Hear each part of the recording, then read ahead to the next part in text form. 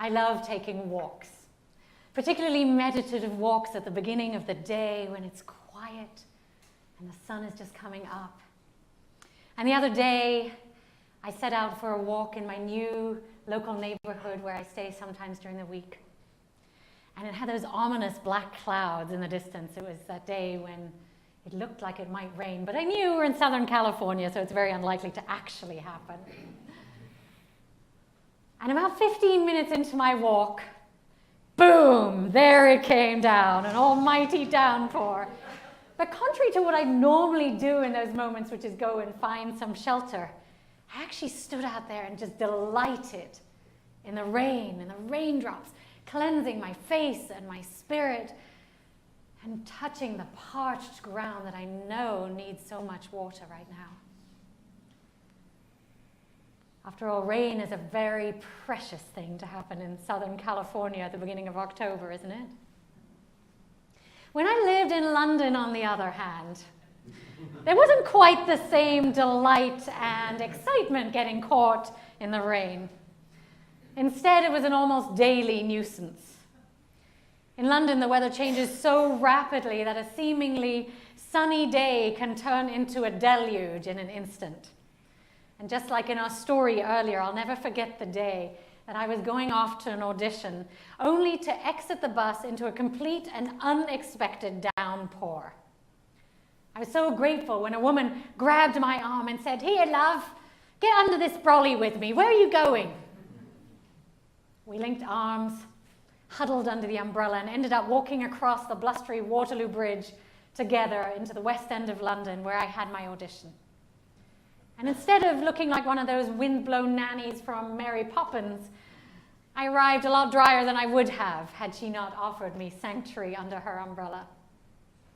Such a small gesture of care and generosity, yet such a beautiful metaphor for how even strangers, complete strangers, can comfort one another.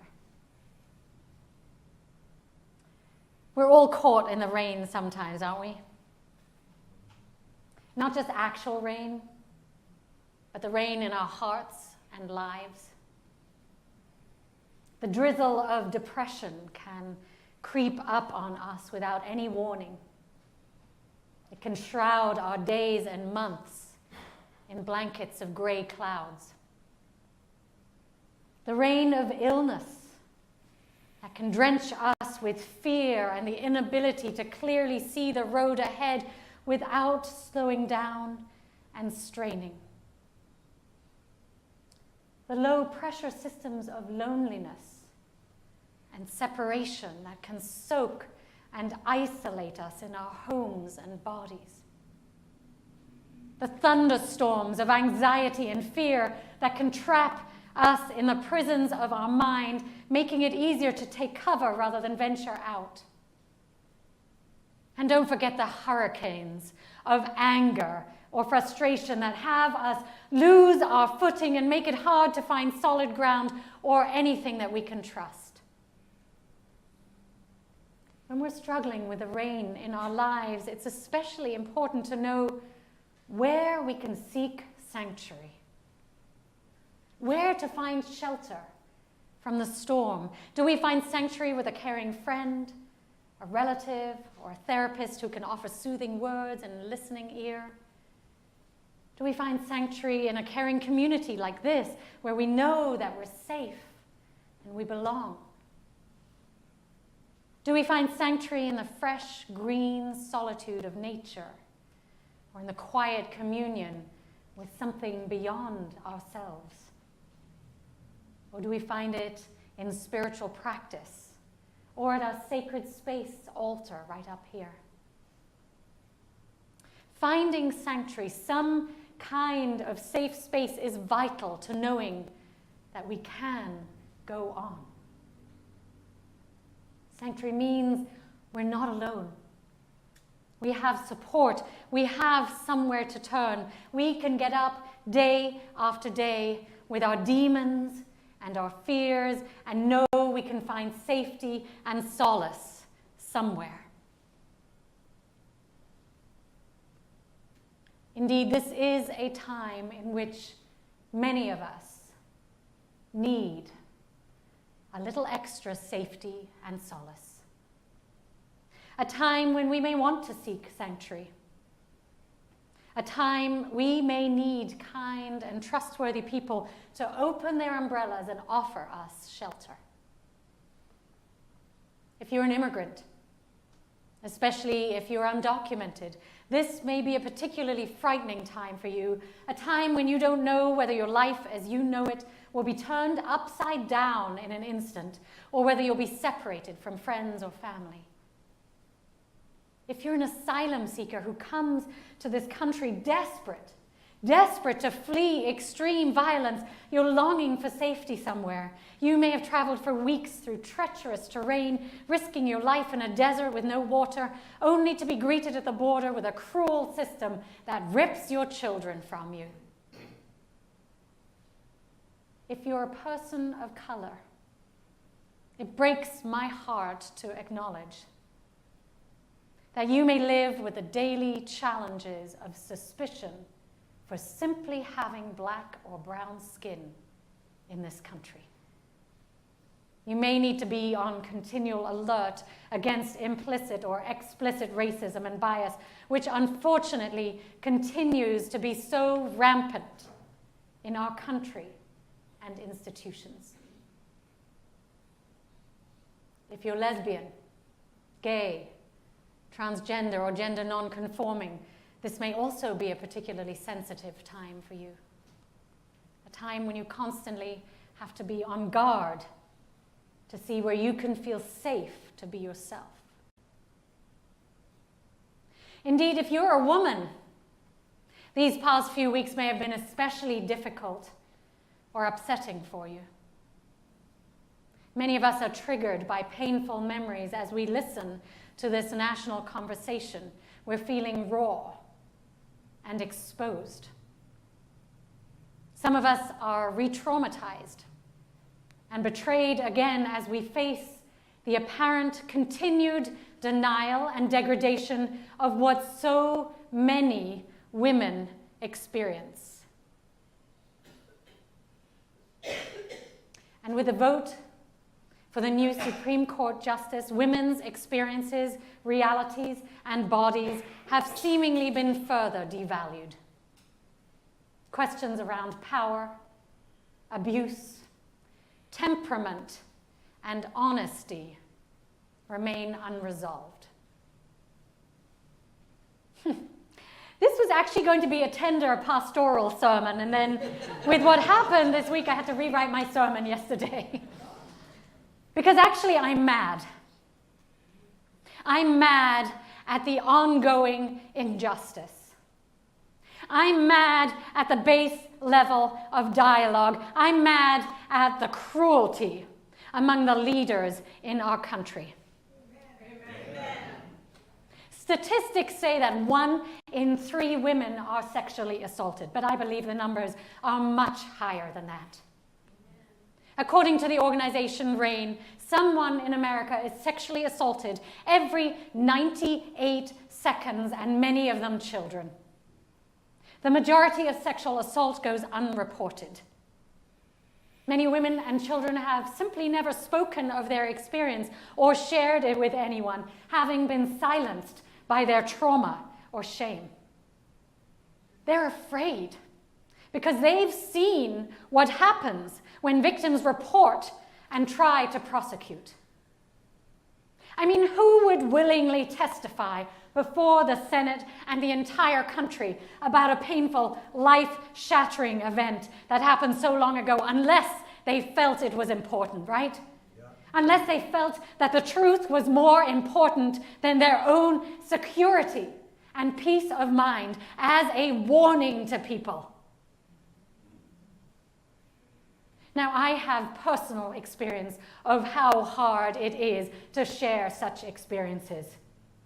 There's trauma, there's shame, and personal dismissal involved. It's vulnerable and scary because people are uncomfortable dealing with these issues in our culture. Unfortunately, the larger system works to silence people in families, in schools, in churches, I am dismayed to say, in communities and institutions because of the complicity and guilt of so many around. And because of wanting to maintain and protect entrenched power structures. This is why the Me Too movement has been and continues to be so important, and why I believe it needs to continue to grow and be at the forefront of our national conversation. Only with the truth lifted out of the shadows, my friends, can we begin to see a transformation in our attitudes and actions around this continuing injustice in our culture. A culture which, despite all its progress, still does not fully respect women or treat them as equals. Oh yes, it seems like women have reached equality with men. It seems like women can achieve whatever they want in life. But until our bodies cease to be terrorized and treated as something to be conquered, owned, seduced, or beaten, until women are treated with equal respect in the workplace, in the home, in politics, and in life, we are not equal. Amen. We are not equal.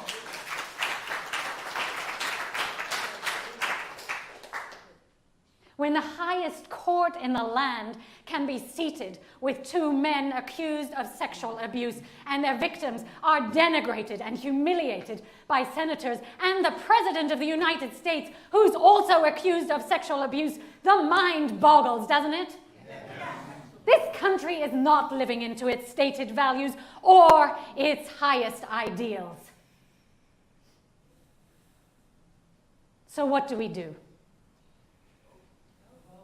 Vote. Yes, absolutely, we vote. And in addition, I believe we must be a sanctuary for these ideals here. We must provide safe harbor now as Unitarian Universalists. Just as many Unitarians and Universalists supported the Underground Railroad and stood up for equal rights throughout history. Our Unitarian faith was founded on the principles of justice, equity, and compassion, with peace and liberty for all. We've fought for this for centuries, to empower and be allies to all those who are marginalized. And it's not easy work. But our faith aspires to offer hope to the downtrodden, a voice to the unheard, safety to those who don't fit into the mainstream, and sanctuary to those torn from their homelands. What if our purpose as Unitarian Universalists in this time, in this place, is to serve as safe harbor from the storm? What if we were here as the place to come in from the rain? What if we were here for all those seeking sanctuary? Wouldn't that be a bold mission to have, my friends? Yeah. Those are the principles most religions were founded on. Most sacred texts teach us to love the stranger, to honor the broken, to heal the sick, and offer comfort to the afflicted. That is what Jesus modeled all his life. That is what the Prophet Muhammad, blessed be his name, called for when he repeatedly invoked a life of kindness and compassion. That is what the Buddha taught when he talked of the four immeasurable qualities of loving kindness, compassion, joy, and equanimity. These great spiritual teachers, who were also great social justice leaders, were modeling what they want us to do. They want us to offer compassion and kindness to one another. They want us to see each human being as a creation of the divine, to be treated with respect and care. They want us to offer sanctuary from the harsh sun and arid desert. They want us to be a harbor in the storm for each other. Just this past week, in the midst of the hearings going on at the Senate, we opened our doors to LGBTQ youth in the Conejo Valley and said, "Come, come, whoever you are safe here. You are safe to be yourself. You are loved just as you are." And teenagers who may not feel safe in local schools, in their homes or communities, can come and gather here to find a sanctuary every month. A sanctuary in which it's okay for them to be themselves. They can explore their identity without anyone ridiculing them or beating them up or denying their experience. They can have a community in which to find like-minded souls and not be judged. Likewise, for those who've been re-traumatized by our national conversation, and I imagine there are many women here today, and I know some men too, you are welcome here to share your stories in confidence. And I know it's also very tough to be a man at this time, and you too are welcome to come and speak with us. One of our congregants, Darcy Lober, is planning to start a listening group in her home for survivors of sexual assault. I'm also available to talk after the service and have office hours to meet with you on Tuesday or Wednesday. Just email me and we'll make an appointment. Also, at the end of the service, we will have members of our pastoral care team who are professional counselors, therapists, and nurses in our congregation, standing by to listen, to be present, and to validate your experience. They'll be in the foyer holding up umbrellas, offering sanctuary in case you wish to talk after the service. My friends, we sing in one of our hymns that we'll build a land where we bind up the broken. Can we build that land right here? Can we? Can we build a land of compassion, of care, of respect and love? Can we provide sanctuary from the storm that is raging just beyond our walls? A sanctuary that is truly built on the foundations of justice, compassion, peace, and liberty. Can we be a microcosm of what this country was intended to be?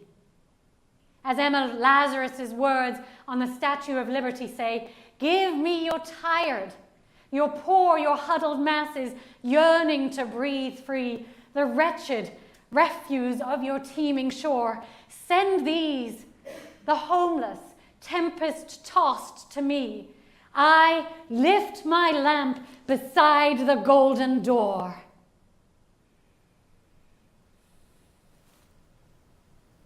So how do we lift our lamp for others? As many of you know, the Unitarian Service Committee during World War II begun the custom of putting a chalice, a lit chalice, in their window to indicate that they were a safe house for people seeking refuge.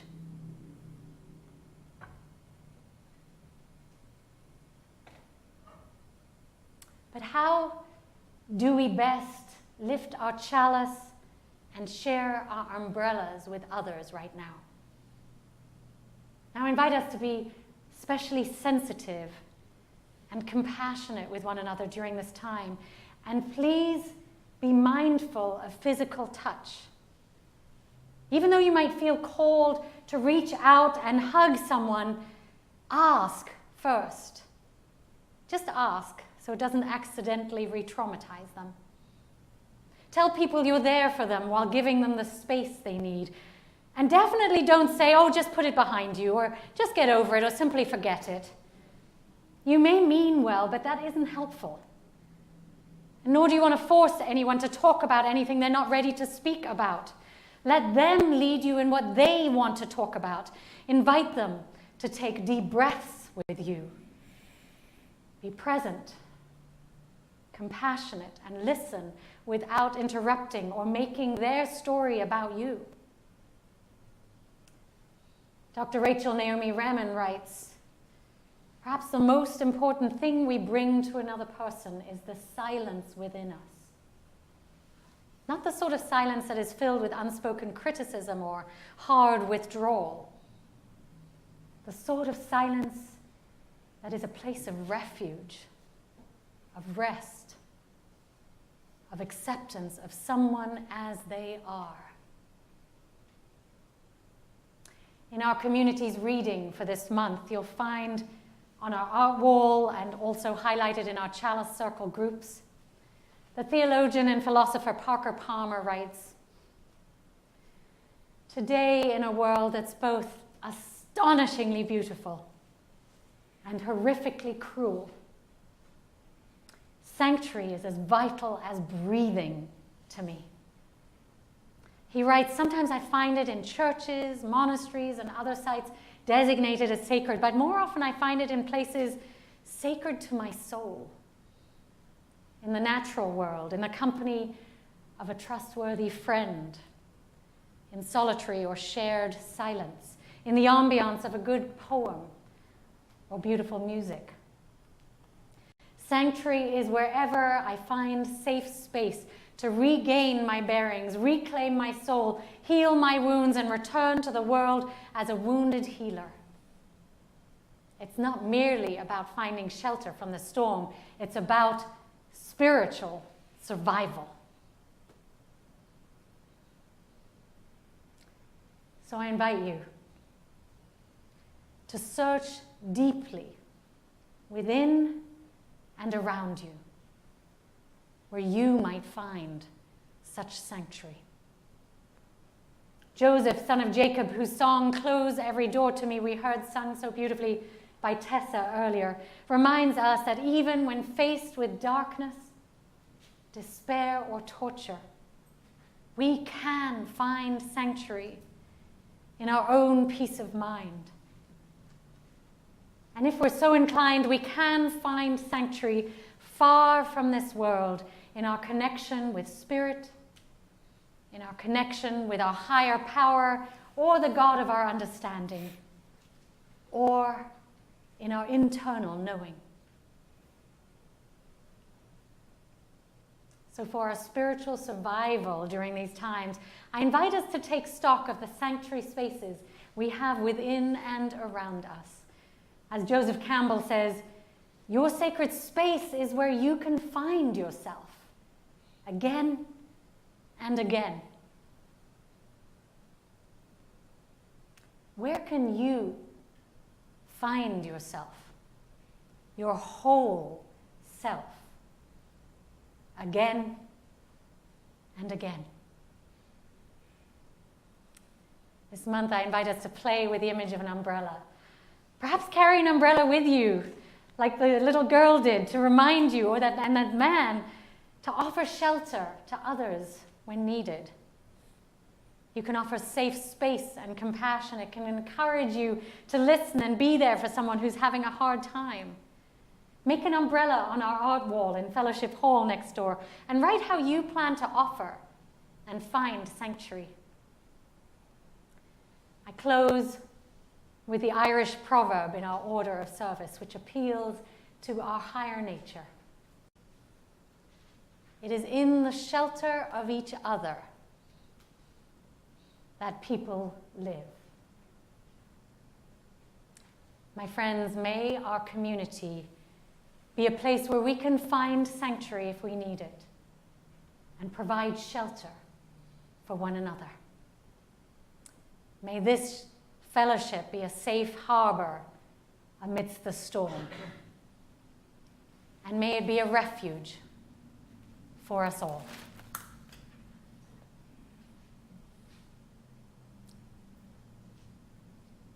May it be so.